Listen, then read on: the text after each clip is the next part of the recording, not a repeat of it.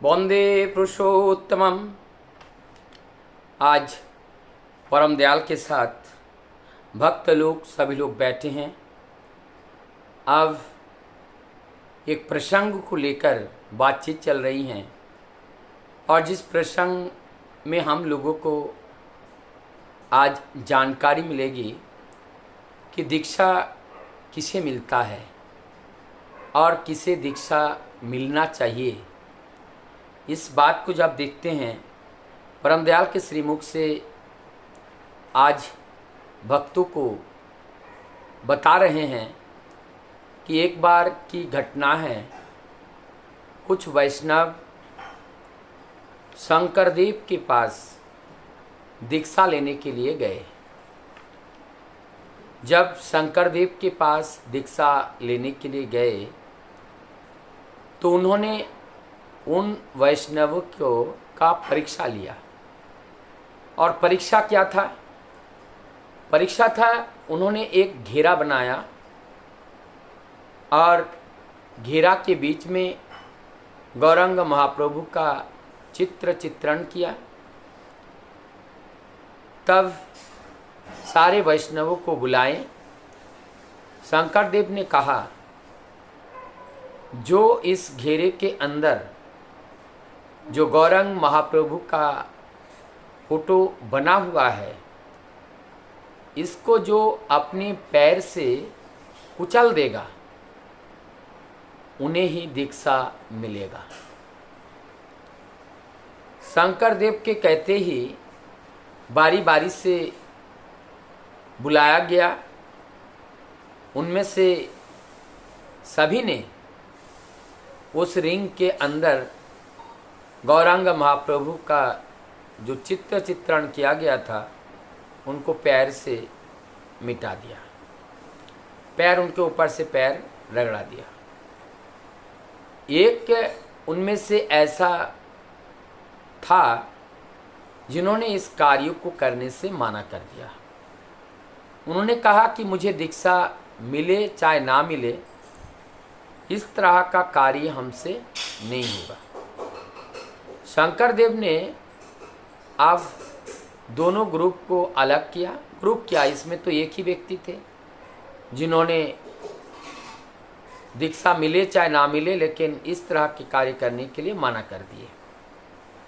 आप शंकरदेव के सामने जब उन वैष्णवों को लाया गया तब शंकरदेव ने कहा, जिन लोगों ने पैर से उस गौरांग महाप्रभु के चित्र को पैर से रगड़ दिया था, उन लोगों की कहा कि आप लोग जाओ, आप दीक्षा लेने के योग्य नहीं हो। और जिन्होंने माना कर दिया था, शंकरदेव ने कहा आप रुको, आप दीक्षा लेने के योग्य हो। इसके बाद परमदयाल श्री ठाकुर जी श्रीमुख से कह रहे हैं, अपने श्रीमुख से कह रहे हैं कि ये आसाम के दो लड़के कि ये जो दो अवतरण हुआ है, जो ये आसाम के धरती से ही ऐसे दो महामानव का जो आविर्भाव और उनका जो प्रेम और उनका जो प्रेम लीला, उस प्रेम लीला से जगत के लोग पागल हो गए, प्रेम से पागल हो गए। तो अगर प्रेम से पागल कहीं हुआ तो ये शंकरदेव और दूसरे हैं गौरांग महाप्रभु, जिसे हम लोग निमाई कहते हैं, ये प्रेम अवतार के रूप में अवतारित हुए और ये अपने प्रेम से सबका पत्थर हृदय भी विगलित कर दिए और उनके प्रेम के आकर्षण से सभी जगत के केवल मनुष्य जाति नहीं, संपूर्ण जगत को अपने ओर आकर्षित किया। ऐसे महाप्रेमिक महामानव इस धरती पर जब जब आते हैं तब तब जन कल्याण ही संभव हो पाता है। ये मानव के उत्थान के लिए ही आते हैं। ठाकुर जी की इस कहानी, ये जो घटना ठाकुर जी ने बोले, इसका तात्पर्य अगर देखा जाए, हमारे अंदर निष्ठा और भक्ति ये अटूट होनी चाहिए, निटल होनी चाहिए कि ये टले ना।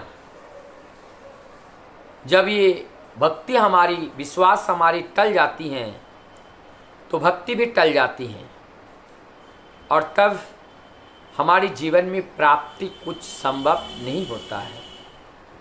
इसीलिए हम हमारी विश्वास को अटल रखें और उस विश्वास के अनुरूप हम कार्य करें, जिससे हम अपने को भी कल्याण कर सकते हैं, अपने को अर्थात अपने देह को, और इस देह से जुड़े परिवारजन और परिवार से जुड़े अपने घर के जो प्रतिवेशी जन, हमारे पारिपार्श्विक जन, उनका भी कल्याण इसी में निहित होता है। परमपिता के इस छोटे छोटे घटनाओं के माध्यम से हम लोगों को मैसेज देना चाहते हैं, कैसे और कितना विश्वास के साथ हमें प्रभु को पकड़ना है और प्रभु के निर्देश को परिपालन करते हुए आगे बढ़ना है। उसी के ऊपर ही हमारा जीवन निर्भरशील है, हमारा आध्यात्मिक जीवन, हमारा ये कर्म जीवन, हमारा ये सभी जीवन प्रभुमय हो करके चलने का, चलाने का ये एक शुभ अवसर होता है। और मानव जीवन का उद्देश्य भी इसी कार्य के माध्यम से परिपूर्ण होती हैं। वंदे पुष्प।